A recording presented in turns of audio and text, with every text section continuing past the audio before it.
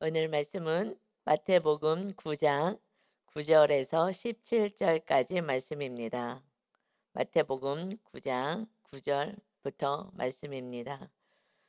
오늘 9절부터 말씀은 이 마태복음의 기록을 담당한 마태를 부르시는 그러한 장면이 나와 있습니다.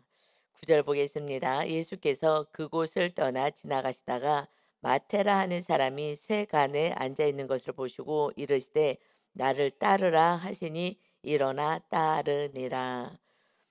지금 마태가 어떻게 해서 예수님의 제자가 됐는지에 대해서 기록하고 있습니다. 마태라는 것은 아람어로 하나님의 선물이라는 뜻을 가지고 있어요. 내가 하나님의 정말 선물로 이렇게 변화된 삶. 왜냐하면 다른 마가복음, 누가복음에서는 마태라고 표현하지 않고 레위, 본 이름 레위라고 기록이 되어 있어요. 그런데 이제 본인은 새로운 피조물이 되었기에 이렇게 마태다라고 표현을 합니다. 주님이 새롭게 지어주신 이름이신 것 같은데 그래서 나는 마태라고 기록하고 있습니다. 이는 지금 어떤 일을 했냐면 세금을 걷는 일을 했습니다. 세금을 걷는데 그때 로마의 식민지로 있었어요.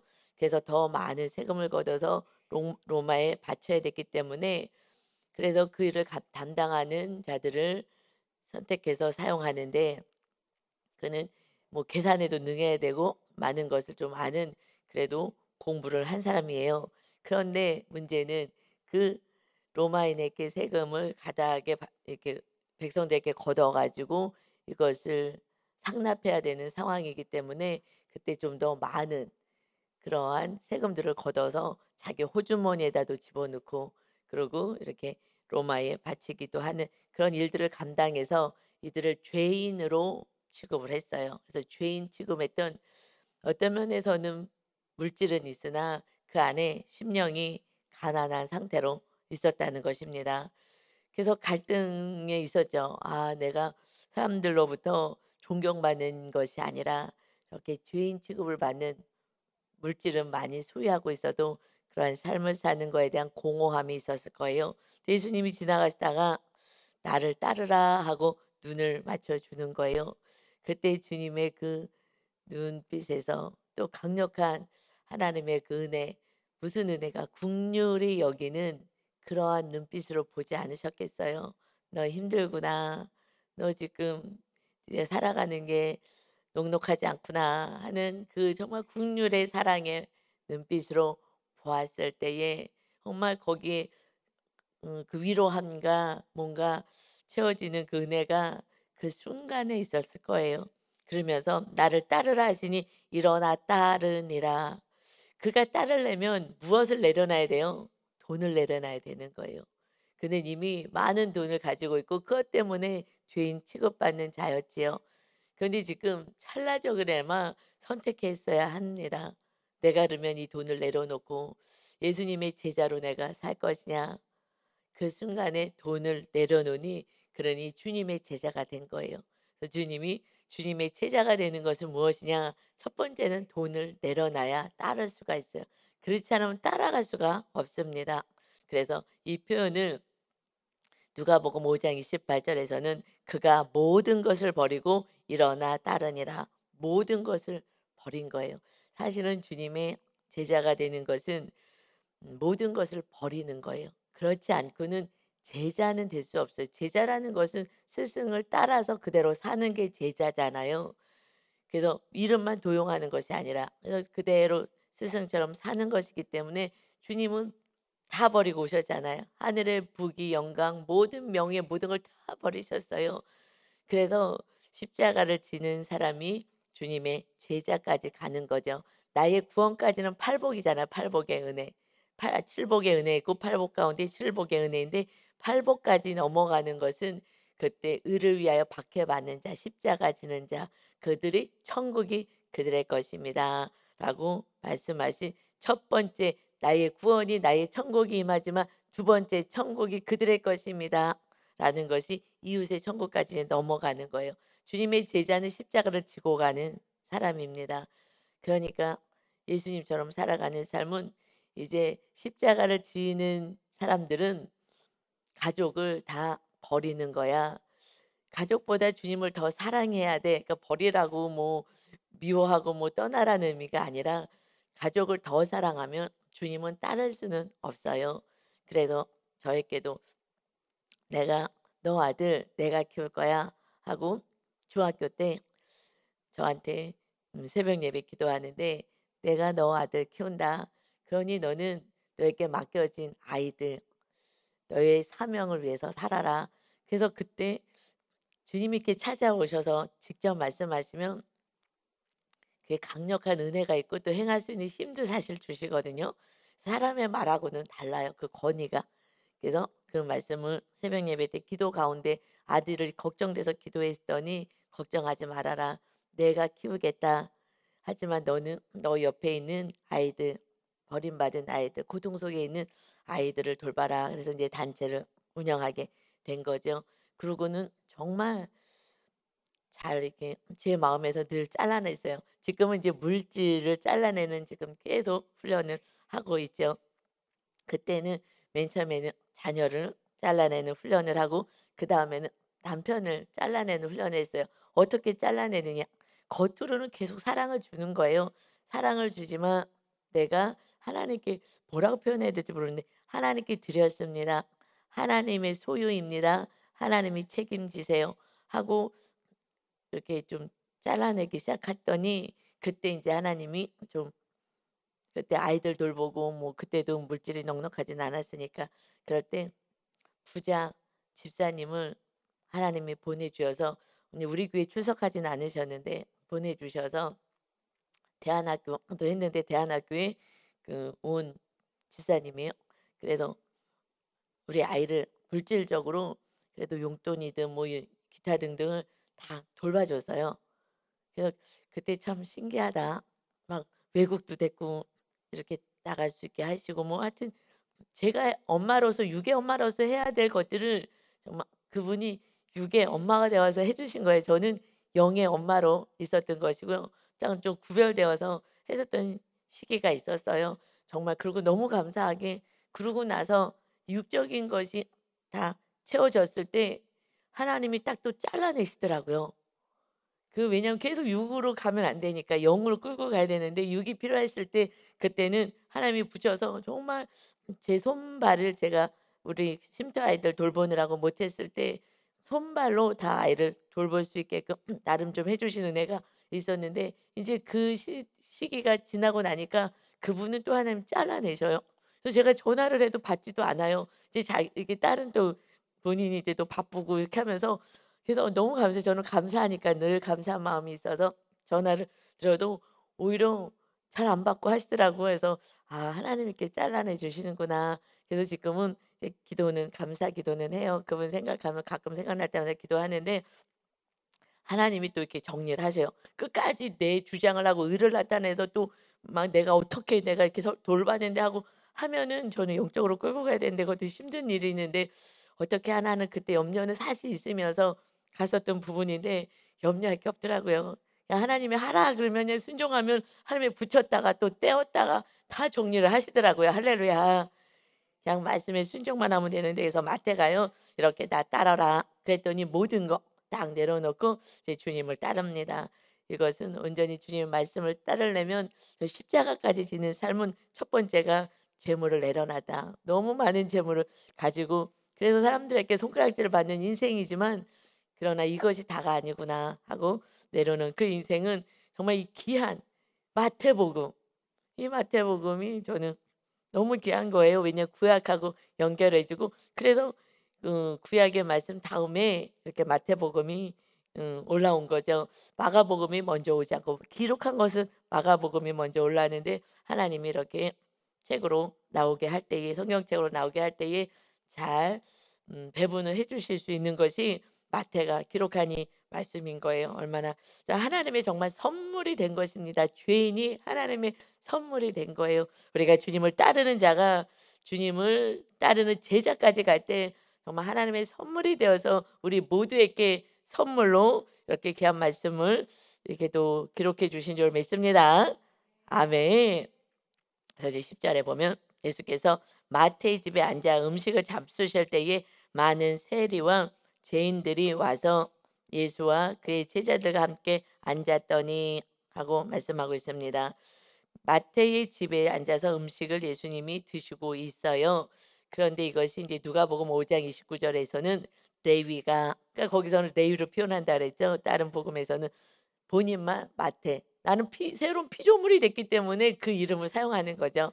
그래서 레위가 예수를 위하여 자기 집에서 큰 잔치를 하니라고 누가는 이렇게 기록하고 있습니다. 예수님을 위해서 정말 큰 잔치를 벌인 거예요. 너무 기쁜 거예요. 무엇이 기뻐요? 나 같은 죄인을 살리러 하나님의 선물이 되게 하신 주님을 너무 기쁜 거죠. 그래서 모셔다가 큰 잔치를 벌입니다. 그때에 많은 세리들이 왔어요. 초대했어요. 누가요? 내 동료들, 정말 손가락질 받던 그들의 친구가 되어서 집에 초청합니다.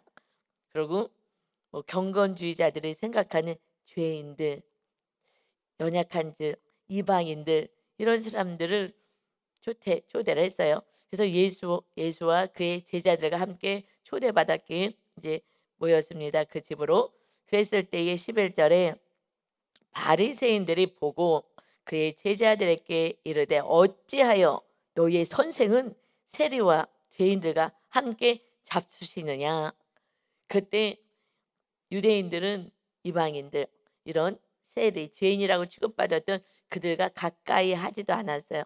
죄인들하고 가까이 할 수 없이 우리는 의인인데 하고 정죄하고 손가락질하는 자들이었습니다.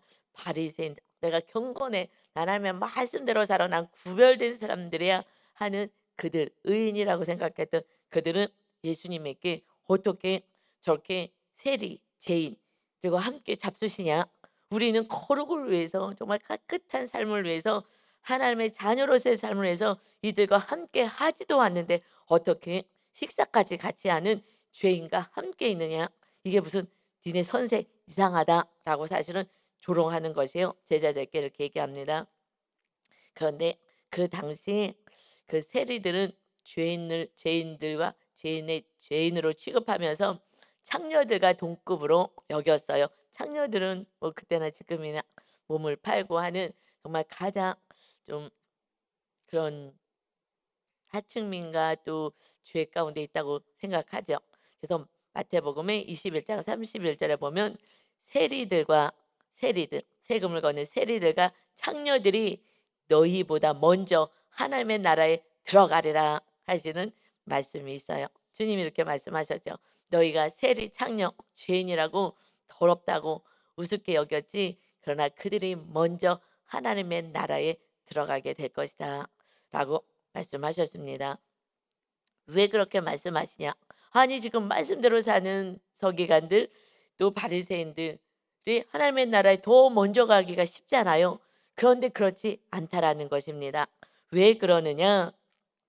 12절입니다. 지금 계속 무엇에 대해서 말씀하시냐? 죄인에 대해서 얘기를 하고 있는 거예요. 죄인. 주님이 오신 목적이 무엇이냐? 이것이 12절입니다. 예수께서 들으시고 이르시되 건강한 자에게는 의사가 쓸데없고 병든 자에게라야 쓸데있느니라.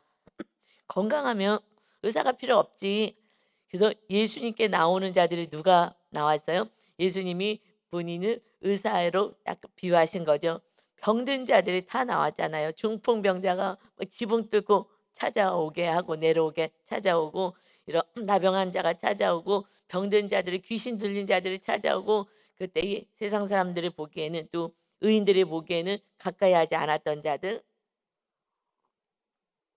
비천한 자들, 그리고 이들은 지금 기득권의 세력이에요. 그 사회에서 인정받고 또 명예도 있고 하는 그러한 기득권의 세력들이 보기에는 정말 우스운 자들, 그런 자들에게 지금 주님은 찾아오신데, 특별히 죄인이라고 여기는 그들에게 찾아오신다.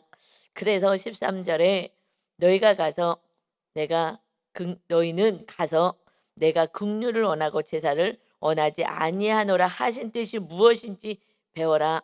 지금 바리새인들이 거룩한 자들이라고 하는 그들에게 왜 너희 스승들이 이렇게 죄인 이런 세리 이런 사들하고 같이 잡수시냐? 그러니 그 스승이 스승이라고 할 수 없는 거야. 그 죄인들하고 같은 무리 아니겠느냐라고 지금 얘기를 하는 거예요. 그랬을 때 예수님은 "그래. 이것을 들으시고 나서 건강한 자는 의사가 필요 없지. 나에게 찾아온 자가 다 병든 자 그런 자들이 찾아오는 것처럼 이제 너희는 가서 내가 긍휼을 원하고 제사를 원하지 아니하노라 하신 뜻이 무엇인지 배워. 이것은 호세아서 구약의 말씀에 6장 6 절을 인용하신 거예요. 그래서 "나는 의인을 부르러 온 것이 아니요 죄인을 부르러 왔노라." 하시니라. 구약의 말씀 알지? 너희들은 말씀에 능하다고 하지? 구약의 호세아서 6장 6 절에 "나는 인애를 원하고 제사를 원하지 아니하며 번제보다 하나님 아는 것을 원하노라." 하고 기록된 그 말씀을 인용하신 거예요. 하나님은 인애, 사랑을 원해. 그리고 예배드리고 번제드리고 하나님께 헌금해서 이것보다 하나님을 아는 거 이것을 나는 더 원한다라고 말씀하신 것처럼 지금 너희들은 가난하고 또 힘들고 그런 사람들 또 이렇게 이방인들 예수님을 모르고 하나님을 모르는 이방인들 이런 자들을 우습게 여기는데 하나님은 사랑이라 그러셨다. 그러니 하나님의 마음이 어떤지를 알아야지 하나님의 마음은 다시 보면 긍휼을 원하고 하나님이 "나는 긍휼을 원해. 너희들이 이웃을 사랑하고 이웃을 용서하고 이웃에게 자비를 베풀고 선을 행하고 이것을 나는 원한다." 그리고 "나는 제사를 원하지 않아." 예배드리지 말라는 말씀은 아니죠. "나는 예배했어." 하는 형식주의자와 같은 이 바리새인들 "나는 예배드리고 나는 기도하고 나는 금식하고 나는 이런 사람이야." 라는 이것을 나는 원하지 않아. 형식적인 거. 나는 무엇을 했어? 이것이 중요하지 않고 너희 심령 가운데 정말 이웃을 사랑하는 마음이 있느냐? 이게 하나님의 마음이야. 하나님께 예배했다고 하나님이 기쁘시지만 이것이 다가 아니야. 그것이 형식이라면 진정으로 하나님이 원하는 삶의 현장에서 이웃을 불쌍히 여기지 않고 긍휼히 여기지 않고 용서하지 않고 사랑하지도 않는다면 그렇다면 제일 먼저는 국률이 돼야 용서와 사랑으로 가거든요. 그래서 국률이 여기는 자는 복이 있나니 그들이 긍휼히 여김을 받을 것이다. 그래서 용서를 받고 주님의 긍휼을 받았을 때에 그때 마음이 청결한 자가 되어서 하나님을 보는 자로 연결되잖아요. 그래서 국률이 먼저 이웃을 바라봤을 때 국률인 것 같아요. 그래서 나는 국률을 하나님은 원한다. 그래서 나는 의인을 부르러 온 것이 아니야. 의인은 뭐 이제 하나님의 자녀가 되는데 내가 뭐하러 부르러 왔겠어? 내가 온 것은 죄인을 부르러 온 것이다. 그러면 지금 이 바리새인들은 의인이라고 생각하는데 정말 의인일까요? 이것에 대해서 로마서 3장 10 절에 말씀하십니다. 기록된 바 의인은 없나니 하나도 없다. 시편 말씀에서 이 기록들이 계속 나오는 거예요. 그래서 깨닫는 자도 없고 하나님을 찾는 자도 없고 다 치우쳐 함께 무익하게 되고 선을 행하는 자는 없나니 하나도 없도다. 그들의 목구멍은 열린 무덤이요 그 혀로는 속임을 일삼으며 그 입술에는 독사의 독이 있고 그 입에는 저주와 악독이 가득하고 그러니까 우리가요 이런 모습으로 사실 살아가는 거예요. 내가 이렇게 살고 있는지 나만 몰라. 아 이것이 너무 정말 장님처럼 기머거리처럼 사는 것 같아요. 우리가 말하는 그 말 한마디 안에 악독이 가득해요. 그래서 또 그 발은요. 피 흘리는데 빠르는 거예요. 피 흘리기에 빠르다. 파멸과 고생이 그 길에 있어 평강의 길을 알지 못하고 하나님이 주신 그 은혜를 잘 누리지도 못하며 그들의 눈앞에 하나님을 두려움이 없느니라 함과 같으니라. 하나님을 두려워하지 않기 때문에 이 죄인의 삶 악함을 드러내고 살아가는 것입니다. 그래서 이 땅에 다 죄인인 거예요. 의인이 없어요. 주님이 그래서 오실 수밖에 없는 거예요. 다시 의인을 만들기 위해서 나는 의인입니다 했던 바리새이든 서기관들이 천국 문을 닫는 자들이라고 말씀하셔요. 그래서 가장 축복이 무엇이냐? 내가 죄인인 걸 아는 거. 이것이요 너무 축복인데요. 저만 봐도 알겠어요. 과거에 성도일 때는요 너무 의로워 가지고요 바리새인들처럼 이렇게 이웃을 정죄를 많이 했어요. 내가 철야 예배를 나오고 내가 새벽 예배를 나오고 그러는데 우리 구역장님이 안 나왔네. 옛날에 성도일 때 뭐야? 아 믿음이 없구나. 그냥 확 정죄가 그냥 되는 거예요. 그럼 저 집사님 믿음이 있는 줄 알았는데 아니네. 그냥 형식이죠. 그 심령을 모르면서. 그리고 저는 너무 의로워 가지고 그렇게 죄를 졌던 바리새인 형식주의자죠. 그 안에 집에 오고 뭐 산문령 완전히 뭐 개판이에요 솔직히.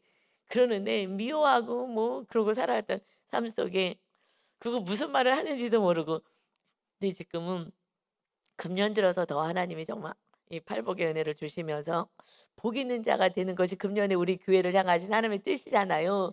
그래서 정말 복 있는 자가 되라고 하셔서 저한테 먼저 복 있는 자가 되게 하셔서 무엇을요 알게 하시냐? 죄를 알게 하시는 거예요. 저는 이게 너무너무 놀라운 거예요. 이 팔복에 이 설교하기 전부터 "너 이런 죄가 있었어." 깜짝 놀라서 "제가요? 저 의도한 적도 없는데요." "그래. 그런데 네 입에 악독이 가득하다는 거예요." 오늘 로마서 말씀처럼. 제가 너무 놀라 갖고요. 그때 회개하는데 정말 제 눈이 제 귀가 좀 더 열렸어요. 그러고 났더니 지금은 사람들하고 대화할 때 그만 제가 "그만하세요."라고 유목사님이나 가족들하고 얘기할 때는 할 수 있어요. 그러나 또 성도님들이랑 얘기할 때는 속으로 "그만." 이런 이게 막 너무 크게 들리고 보이는 거예요. 하나님 너무 감사해요. 정말 '내가 이렇게 살았군요.'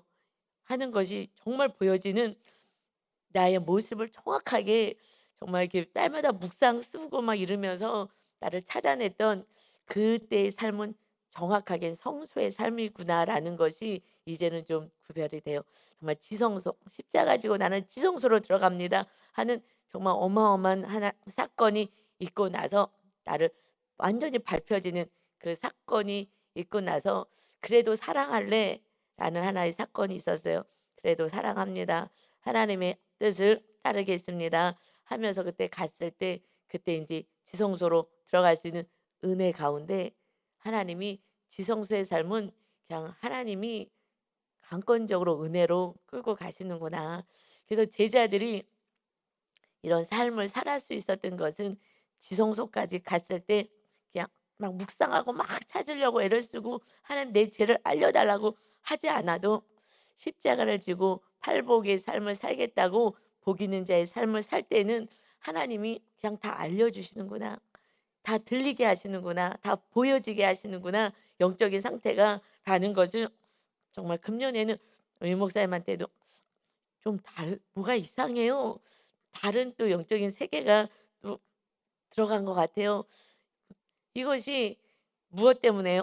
이웃을 사랑할 때, 서로 사랑할 때, 그때 하나님이 더 거룩해서 이 모든 긍휼히 여기는 마음. 그래서 하나님 이 제사 그것만 형식주의만 나는 원하는 게 아니야. 나는 예배했으니까 나는 하나님의 사람이야 하는 것을 넘어서 너희들은 나를 알기를 원한다 하시는 그 마음. 우리는 하나님을 알아가는 거예요. 그래서 이 말씀을 통해서 무엇을 주기를 원하시는지 어저께도 "하나님 오늘 하나님의 자녀들께 무슨 말씀 주기를 원하세요?" "죄인을 풀으러 왔다." 이것을 강력하게 돋배기같이 말씀해 주십니다. 어저께 제가 피부과를 갔어요, 피부과를. 눈 위에 조그맣게 이렇게 빨갛게 간지럽게 피부에 생겼는데 그랬는데 이게 인제 없어지겠지 웬만하면 전 병원을 안 가니까. 그런데 2달이 됐는데 안 없어지고 만지면 간지러워요. 보통 때는 괜찮고. 그래서 '아이고 이거 또 키우면 안 되겠다. 병원을 가 봐야지.' 해서 갔는데 잘 안 보일까 봐 가기 전에 여기를 다 지웠어요. 쪼끔 뭐 이렇게 묻은 것들 또 그래서 싹 지우고 잘 보이게 잘 안 보이거든요. 그래서 안 보일 수 있어 가지고 심한 건 아니래서 그랬더니 의사 선생님이 "아 이거 의사 선생님이 잘 보여야 되는데." 그러고 이렇게 제가 뭐 안경 벗고 뭐 여기라고 딱 요 부분이라고 막 이렇게 알려줬더니 돗배기를 이따마한 돗배기를 가지고 딱 보고 있더라고요. 그래서 아이고 내가 괜히 걱정했구만. 잘 못 볼까 봐. 그랬더니 돗배기를 갖고서 눈 이 위에다가 이렇게 대면서 "아 이거요?" 하면서 인제 설명해 주셔요. 돗배기같이 정말 돗배기같이 크게 보여주시는 거예요. 이제 우리가 죄인 된 나의 모습이 여러분 싸워내셔야 돼. 저는 이 죄인 이 모습을 엄청 싸웠어요. 너무 오랫동안에 정말. 그래서 묵상 맨 마지막에는 죄를 고백하시고 회개하시고 돌이키세요 했는데, 이것은 내 노력으로 어느 정도는 계속해서 애를 써야 돼요. 어느 선에 갔을 때는 하나님이 친히 이렇게 보여주시는 은혜가 또 있더라고요. 그러니 여러분 지금은 내 죄가 내가 죄인임을 인정하는 거, 이것이 축복인 거예요. 그래서 유다가 우리 수요일 날 은혜 받을 때 유다가 그 하나님의 그 예수 그리스도의 그 계보에 올라온 것이 자기를 죄를 인정한 거잖아요. 자기 죄를 인정했기 때문에 네 번째 아들, 그 유다도 안 되면 또 더 내려가야 되겠죠. 그런데 유다가 내 죄를 인정했기 때문에 예수 그리스도의 계보에 오르는 놀라운 은혜가 있었던 거예요. 그런데 죄가 안 보이잖아요. 그래서 처음에는요, 이 말씀대로 살지 않은 거를 자꾸 찾아내야 돼. 그리고 회개해야 되는 거예요. 거기서부터 아기처럼 한 단계 한 단계 걸음마를 해야 되는 것입니다. 어느 선에 오면 나도 몰랐던, 나는 전혀 꿈에도 몰랐던 것이 너가 지금 죄를 지었었다라는 것을 알려주셔서 정말 깊은 데로 데리고 가십니다. 왜요? 성령이 전이 되게 하려고. 거룩해 야지 성령님이 온전히 거하시기 때문에 그렇습니다. 그래서 14절에 보니까 이제요, 다 의로와 모두가 다 의로와요. 보세요. 요한의 제자들이 또 나타났어요. 침례 요한이 예수님의 길을 예비하는 자였잖아요. 침례 요한의 제자들이요, 예수께 나와 이르되 우리와 그 침례 요한의 제자들과 바리새인들은 금식합니다. 근데 어찌하여 당신의 제자들은 금식하지 아니하나이까? 금식도 안 하네. 우리는 금식하는데. 특히 이 바리새인들은요, 시키지도 않고 성경에 있지도 않은 것을 거룩을 위하여서 일주일에 2번 월요일 목요일 날 금식을 하는 거예요. 유 목사님이 요즘 금요일 날 금식을 선포를 하셨어요. 그런데 잘 안 돼. 무슨 일 있으면 안 되고, 이들은 일주일에 2번 금식을 하는 거예요. 금식을 왜 하는 거예요? 여러분, 저는 금식할 때가 있어요. 제가 죄가 잘라내지가 않는 거예요. 죄를 자르고 싶지가 않아. 그래서 이것을 그냥 끌고 가고 싶은 거예요. 누구를 예를 들어서 미워한다. 이 사람을 용서하고 싶지가 않은 거예요. 뭐 이런 하나님의 말씀을 아는데 안 될 때, 그때는 제가 제 그 육을 치는 거예요. 고집불통이 육을 딱 쳐서 금식 뭐 3 일만 해 보세요. 그냥 뭐 누가 때려도 저항할 수도 없어요, 힘이 없어 가지고. 그래서 저는 그때 금식을 하거든요. 내가 말씀대로 안 살 때 그때 제가 제 육을 치느라고, 고집 부리는 이 육을 치느라고 금식을 해요. 그럴 때 이들은 '나는 거룩한 자야.'라는 것을 내색하기 위해서 월요일 날, 목요일 날 일주일에 2번을 금식해요. 이거 어마어마한 거예요. 하나님의 거룩한 자로 살겠다고. 그런데 이것이 마음이 아니라 형식으로 '나는 이런 사람이야.' 결국 드러내는 거예요. 그래서 형식주의로 더 가서 나를 속이는 거예요. '나는 일주일에 2번 밥도 안 먹고 내가 이렇게 하는데 나는 하나님 말씀대로 사는 자야. 나는 시간을 딱딱 지켜서.' 그런데 너희들 안에 악독이 가득해. 그것을 봐야지 안 보이는 거예요. 형식주의로 가면 안 보이는 거예요. 나는 무엇을 하고 난 이것도 했어. 이것이 아니라 우리는 자꾸 내 마음을 봐야 돼요. 그래서 저한테 신학교를 다 졸업해서 전도사 사명을 이제 전도사로 가려고 했는데 더 공부하라는 거예요. 또 상담 공부하라고. 그래서 환상까지 보여주시면서 말씀만 하면은 또 안 들을까 봐 그러는지, 왜냐면 그때 돈도 없고 그러니까 상담 공부하면서 환상과 함께 음성이 들려진 거예요. 정말 고통당하는 영혼들, 왜 고통당해? 그 안에 상처 투성이야. 그러니 그 영혼들을 돌봐라. 상담을 통해서 이제 구원시키는 자가 되라. 그래서 공부를 한 거예요. 무엇을 마음을 보라는 거예요. 마음을 안 보잖아요. 형식주의는요, 내가 행한 거, 보여진 거 이것만 가지고 얘기합니다. 지금 바리새인들뿐만 아니라 이 요한의 제자들이 와서 우리는 금식합니다. 경건주의로 살아가요. 우리는 경건하게 살려고 해요. 그래서 경건주의는 다 무서운 거예요. 경건주의, 형식주의, 이 주의로 가면 안 되는 거예요. 율법주의, 이건 다 주의로 가면 안 되는 거예요. 그냥 틀 안에 갇혀버린 거예요. 우리는 이웃을 향해서 또 나에 대해서도요, 융통성이 있는 거예요. 무엇이 기준이에요? 사랑인 거예요. 긍휼인 거예요. 그렇게 갔을 때는 우리가 정말 한 영혼을 위해서 갈 수가 있습니다. 주위로 가면 틀 안에 갇혀 버리는 거예요. 그래서 틀 안에 갇혀여서 그것을 넘어가면 그때부터는 정죄를 해, 너에 대해서. 불쌍히 여겨주는 것이 하나님의 마음인데 너 이것도 안 했어? 오늘 무엇도 안 해서 해야 되는데 이거 틀을 가지고 이 육의 눈으로 보는 걸 가지고 틀에 걸리면은 정죄를 해서 나도 죄를 짓고 그 사람도 고통을 주게 만드는 국률이 없는 예배를 드린다는 것입니다. 그랬을 때에 예수님이 뭐라고 말씀하시냐? 15절입니다. 예수께서 그들에게 이르시되 혼인집 손님들이 신랑과 함께 있을 동안에 슬퍼할 수 있느냐? 그러나 신랑을 빼앗길 날이 이르리니 그때는 금식할 것이다. 내 제자들은 언제 내가 신랑이야? 예수님이 지금 의사라고 표현하시고 신랑이라고 표현하시는 거예요. 여러분 병이 있으면 기도하셔요. 의사 대신 우리 신랑 예수님이요. 우리와 함께 하셔서 우리를 돌보시겠다는 것입니다. 지금 혼인집이야. 내가 너를 부르러 왔어. 그래서 내가 신부를 찾으러 이 땅에 왔다. 그래서 내가 신랑인데 신랑과 지금 함께 있는데 왜 금식해? 잔치 벌이고 기쁜데 혼인식하고 있는데 기쁜 것이지. 그런데 신랑이 빼앗길 날이 있어. 언제 빼앗겨요? 예수님이 십자가에 매달리게 되는 그 빼앗기는 날이죠. 그때는 정말 통곡의 날이요. 마치 신랑이 빼앗겨서 죽는 그런 상황이잖아요.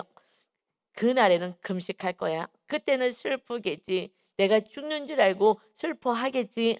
그러나 주님이 3일 만에 부활하셔서 나타나시잖아요. 그때 왜 죽으시는 거예요? 왜 빼앗기시는 거예요? 영원토록 신랑 되시겠다고. 영원토록 우리와 함께 하시겠다고. 우리 신랑은요. 신부와 신랑만 한 몸 되잖아요. 그래서 예수님이 신랑으로 표현해요.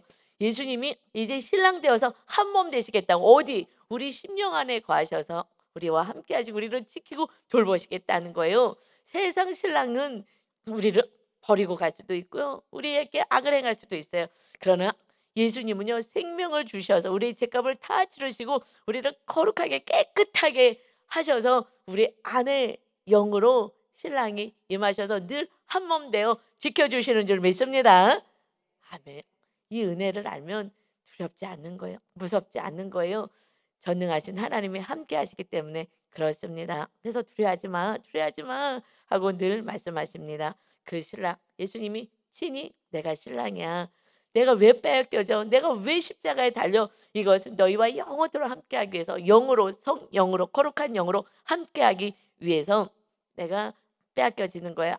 그러나 그것은요 3일 동안인 거예요. 슬픔도. 그리고 이제 우리와 함께 하시는 주님께도 내가 슬픔이 있다 기도하는 거예요. 주님 내 안에 임하신 것을 믿습니다. 내가 자꾸 믿음이 약해집니다. 이 상황들을 이겨낼 수 있는 힘을 주세요 하고 기도하게 됐을 때에 하나님이 딸마다 새로운 길을 열어 가십니다. 아멘. 그 다음에 16절에서부터는요. 예를 들어서 말씀하세요. 생배 조각을 낡은 옷에 붙이는 자가 없나니 이는 기운 것이 그 기운 옷을 당겨서 헤어짐이 더하게 됨이라. 낡은 옷에 새 옷을 달면 이게 생배 조각은 지금 여러 번 빨면 빨수록 줄어들거든요. 그래서 이 낡은 옷에 이 새 생배 조각을 달면 이렇게 붙이면 기워서 붙이면은 오히려 옛날 옷이 낡은 옷이 찢어지는 거예요. 왜? 줄어들면서 당기니까 줄어들면서 당겨지기 때문에 이렇게 하지 않지. 새 것을 낡은 옷에 붙이지 않지. 그러듯이 또 17절에 새 포도주를 낡은 가죽 부대에 넣지 아니하나니 그렇게 하면 부대가 터져 포도주도 쏟아지고 부대도 버리게 됨이라. 그때에 낡은 옷이 많았고 그때에 이 부대 뭐 지금처럼 플라스틱이 없었으니까 그 짐승의 그 가죽을 가지고서는 이 부대를 만들어요. 그래서 거기에다가 포도주도 넣고 액체도 넣는데 포도주는 발효를 하잖아요. 발효하다 보면은 막 팽창할 때에 낡은 것은 찢어지게 되는 거예요. 그래서 이 포도주도 다 쏟아지게 되고 다 부대도 버리게 된다. 그렇듯이 새 포도주는 주님이신 새 포도주는 새 부대에 넣어야 둘이 다 보존되느니라. 이제 율법을 가지고 형식주의로 살아가는 너희들은 나를 영접할 수가 없어. 그래서 새 것이 되어야 되는 거야. 새로운 피조물이 되어야 되는 거야. 너희는 이전 것은 지나갔으니 보라 새 것이 되었다. 예수님을 영접하는 자는 새 부대에 넣는 거야. 새 것이 되어야 돼. 자, 새 부대가 뭐예요? 우리가 지금 새 부대가 돼야 되거든요. 그러면 누가 새 부대가 어떻게 해야지 새 부대가 되는 거예요? 새 포도주 대신 예수님이 우리와 함께 하셔야 돼요. 우리 안에 들어오셔야 되는데 그러면 새 부대가 되어야 한다. 새 부대가 만들어야 돼. 새 부대를 다시 만들어. 새 부대를 어떻게 만들라고요? 이게 중요하잖아요. 새 부대 어떻게 만들어요? 생각이 날까요? 여러분, 이것을 알아야지 이제 여러분이 새 포도주 주님을 영접하는 거예요. 새 부대를 어떻게 만들까요? 한번 잠깐 생각해 보세요. 제가 설명해 드릴 거지만 새 부대 어떻게 만들까? 이것을 접근했다. 아, 이거 높은 수준이에요. 이제 살아내기만 하면 되는 거예요.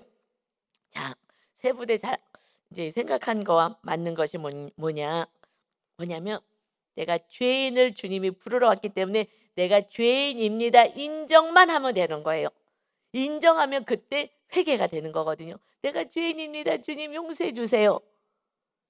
그냥 넓은 의미에서 말고 늘 삶에서 오늘도 이런 죄를 제가 졌습니다. 용서해 주세요. 제가 죄인입니다. 오늘도 이런 부분을 잘못했습니다. 용서해 주세요. 그래서 돌이키는 게 회개예요. 인정을 할 때 돌이키거든요. 인정을 할 때. 그런데 아무리 얘기해도 내가 뭐 이 정도는 괜찮아라고 한다면 그러면 예쁘대요. 그래서 주님이 거할 수가 없어요.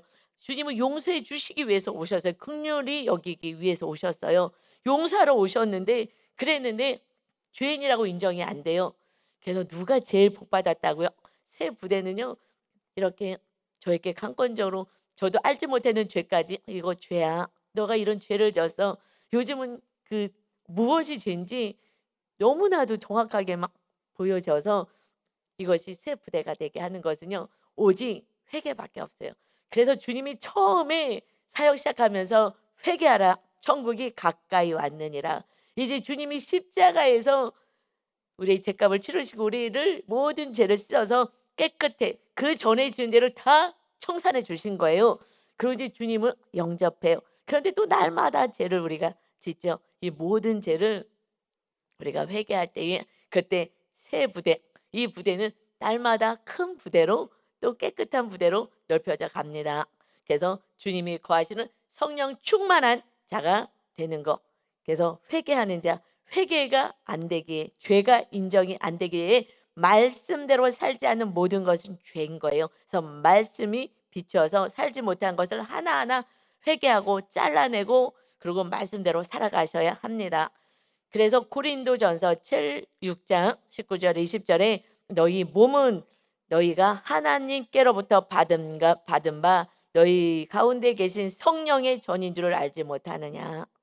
새 포도주가 계시는 성령의 전인 줄을 알지 못하느냐. 너희는 너희 자신의 것이 아니라 값으로 산 것이 되었으니 십자가에서 그 피값으로 우리를 사셨으니 그런즉 너희의 몸으로 하나님께 영광을 돌리라. 아멘. 우리 안에 주님의 성령이 충만해서 하나님의 뜻대로 살 때 하나님의 영광 받으십니다. 이제 우리들의 삶에 하나님의 자녀들의 정체성을 알았어요. 주님 신랑으로 오셨습니다. 주님을 모시는 삶, 주님과 함께 살아가는 임마누엘 은혜가 오늘도 하나님께 영광 올려드리는 멋진 날 되시기를 예수 그리스도의 이름으로 축원합니다. 아멘. 아버지 감사합니다. 새 포도주가 되시는 하나님의 아들 예수 그리스도께서 이 땅에 오셔서 잠시 빼앗김을 받는 것 같은 십자가에 우리의 책값을 다 대속하시고 대신 고통당하시고 이제 우리 신부들에게 찾아오셔서 한 몸 되시어 우리를 지키고 돌보시는 그 은혜 가운데 있습니다. 아버지 하나님 새 부대가 날마다 돼야 되는데 주님은 거룩하신 새 부대이시기 새 포도주가 되시기에 낡은 곳 더러운 곳에 임할 수가 없어서 십자가의 은혜를 주었습니다. 날마다 십자가 앞에서 내 죄 때문에 피 흘리시고 고난당하신 주님을 묵상하며 감사하며 이제 내가 주님을 또 십자가에 못 박지 않겠다고 결단하면서 죄와 싸우고 하나님의 뜻을 따라 살아갈 수 있는 거룩한 자녀들 되어서 이번 명절에도 아버지 하나님 이웃들에게 긍휼을 베풀며 사랑을 베풀며 주님의 아름다운 그리스도의 향기가 되어서 구원을 이루게 할 수 있는 축복의 통로로 살게 하여 주옵소서. 그때 하나님께 영광을 올려드리는 멋진 인생 새로운 피조물로 사는 자 되게 하여 주옵소서. 감사드리며 예수 그리스도의 이름으로 기도하옵나이다. 아멘.